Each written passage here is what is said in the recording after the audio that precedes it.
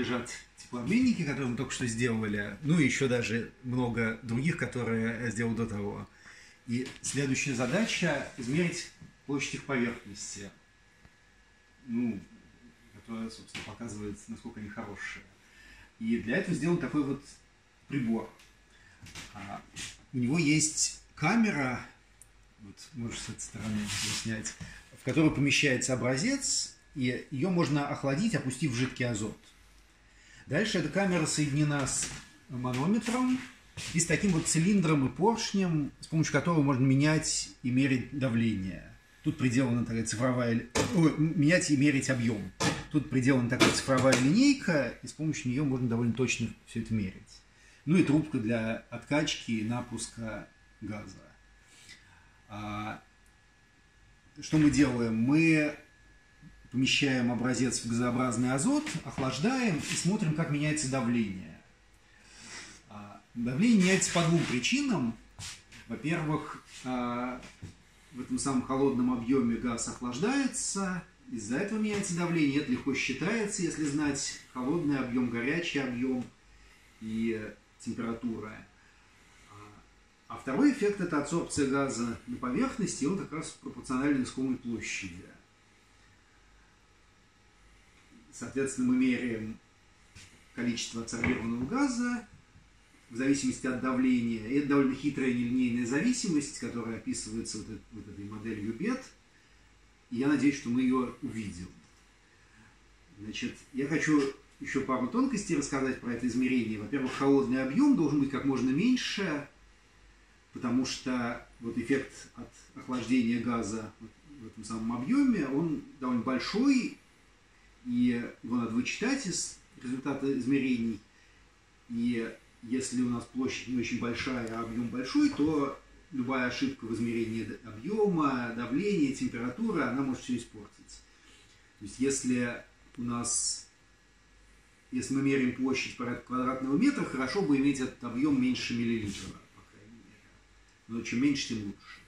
А горячий объем, наоборот, должен соответствовать измеряемой площади, потому что если он слишком большой, то давление не сильно изменится, и мы ничего не увидим. Если он слишком маленький, то весь газ адсорбируется, и мы тоже ничего не сможем измерить.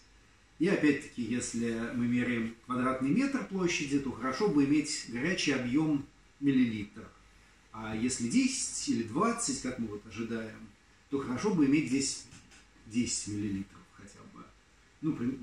Такое разумное число. Вот. У нас есть этот поршень, мы можем любой объем выставить. Вот. И еще, значит, я буду мерить все при постоянном объеме, то есть выставлять некоторый объем, охлаждать и смотреть, как изменилось давление. Но возможно также мерить при постоянном давлении. То есть начать с какого-то объема, охладить и поменять объем так, чтобы давление не изменилось. Это может иметь смысл, если есть какие-то посторонние эффекты, связанные с давлением. Например, если ячейка меняет форму за счет упругости, или газ как-то там растворяется, или, не знаю, адсорбируется в других частях. Вот. Но вроде как здесь эти эффекты не очень существенные, и можно мерить при постоянном давлении. Вот. В любом случае, при любом методе мы меряем количество адсорбированного газа в зависимости от давления. Индиевое уплотнение, и кладу теплообменник сюда. Здесь видно, что объем не слишком большой, и вроде как все должно быть хорошо. Закручиваю по очереди, чтобы индий равномерно раздавился.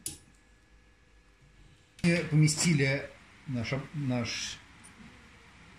образец в ячейку, откачали, проверили, что не течет, промыли сухим азотом, прокачали опять очень хорошо, даже погрели немножко, чтобы изгнать оттуда воду, потому что он насасывает воду из воздуха, и она там может немножко все портить. И потом подождали, пока все термализовалось до комнатной температуры. Вот у нас есть фен, который там все обдувает. И теперь мы будем мерить объем. Как мы будем мерить объем? Мы напустили сухого азота 1 атмосферу, Теперь будем менять объем и смотреть, как меняется давление. То есть вот сейчас у нас 0 расстояние, давление 1 атмосфера. Теперь я буду понемножку добавлять, значит, ну вот для начала вот так. Расстояние 0,97 мм. И вот сюда записываю просто табличку 0,97 мм. И давление... Надо подождать, пока оно стабилизируется, потому что там может температура немножко поменяться при изменении давления, может вот вода как раз вылетать. Обычно лучше пару минут подождать или минуту. 0,94-25. Вот так. 1,89. 89, 0, 88. 99. Сейчас она как-то довольно быстро стабилизируется. Видимо, вот от того, что мы ее хорошо прокачали, воду выгнали, она быстрее приходит к равновесию. Значит, так, ну вот мы закончили измерение давления в зависимости от объема при постоянной температуре. ПНВ равно константе, но вот к В добавляется наш искомый объем, V плюс V0, а к давлению добавляется вот почему-то примерно 14 миллибар, то есть, судя по всему, это давление насыщенных паров воды как раз мы видим. И это довольно хорошо фитится соответствующей функции. И у нас получилось, что теплый объем это 1,023 миллилитра, а полный объем, холодный плюс горячий, 2,94 миллилитра. И это нам понадобится при измерении площади поверхности. Итак, значит, мы знаем теперь объемы всей нашей системы. Мы добавили некоторый фиксированный объем, примерно 10 миллилитров. Заполнили это все азотом при 1 атмосфере. И теперь мы можем ее охлаждать жидким азотом.